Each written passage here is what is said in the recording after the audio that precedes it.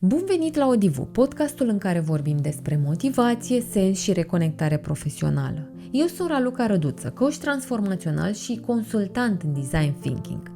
Tema acestui episod din miniseria Adevărul incomod este despre cum expresia aștept momentul perfect este minciuna care îți fură viitorul. Poate ai spus-o în gând deja de multe ori sau poate ai rostit-o cu voce tare la o cafea cu un prieten. Există însă și variațiuni pe aceeași temă. Poate că le-ai auzit deja.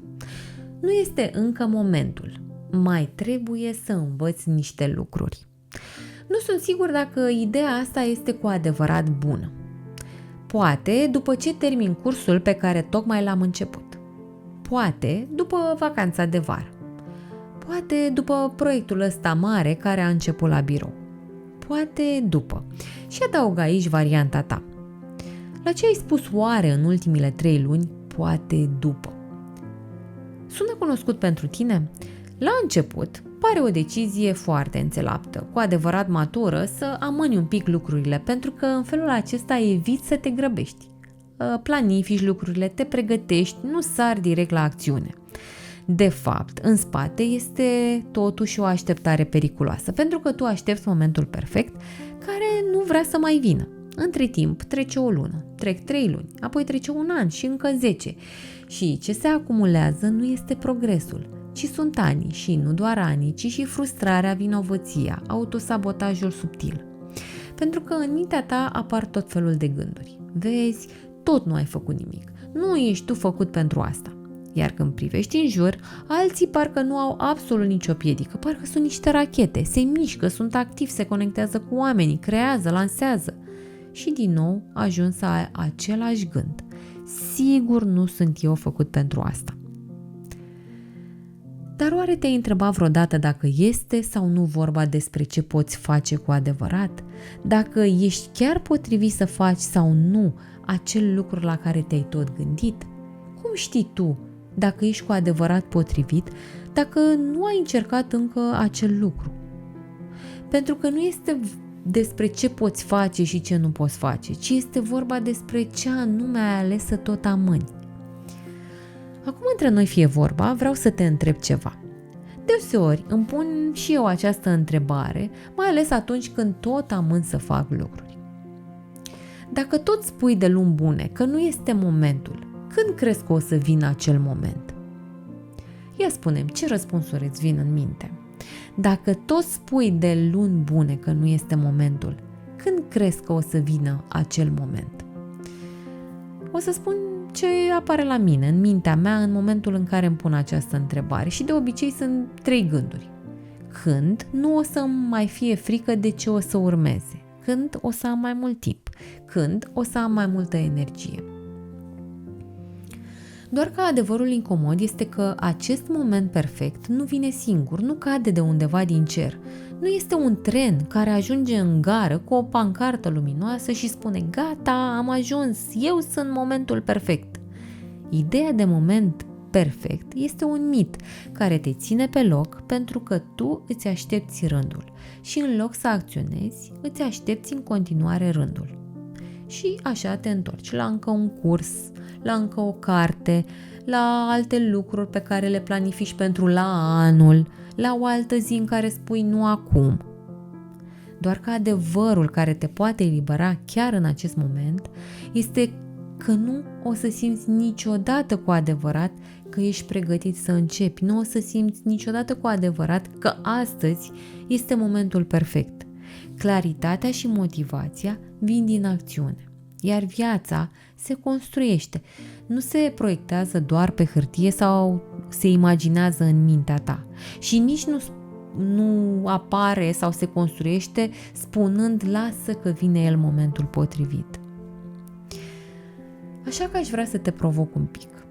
Aș vrea să alegi o idee care te atrage și sunt sigură că deja o știi. Nu e nevoie să fie ideea aceea finală, aceea perfectă, ci una suficient de bună pentru a începe. Iar apoi, gândește-te la niște mici pași pe care ai putea să-i faci ca să începi și să începi să testezi, simplu, fără prea multă presiune. Și apoi, în timp ce testezi acei pași, să începi să evaluezi cum anume te simți, cum ți se pare procesul. Dacă mă urmărești de ceva timp, probabil că știi deja că eu promovez foarte mult design thinking-ul, atât pentru construirea de servicii sau produse, dar și pentru a aplica principiile din design thinking în viața de zi cu zi. Iar esența design thinking-ului este exact aceasta. În loc să aștepți momentul potrivit, mai bine creează prototipuri, fie ele pentru produse sau servicii, fie ele pentru o idee pe care ne-o dorim în viața noastră, apoi începe să testezi mici pași pe care îi poți face și să încerci diferite direcții, da? Care ar putea să fie posibile, astfel încât să faci acești pași pentru ca să-ți testezi ideea. În felul acesta nu mai stai să clarifici drumul din capul tău. Îl clarifici din mers, prin acțiune, prin a înțelege rezultatul acțiunilor tale. Pentru că aceste acțiuni îți dau sigur semnale, mai ales dacă ești atent la aceste semnale. Pentru că acțiunile o să spună ce a funcționat, ce nu este pentru tine, ce ți se potrivește de fapt.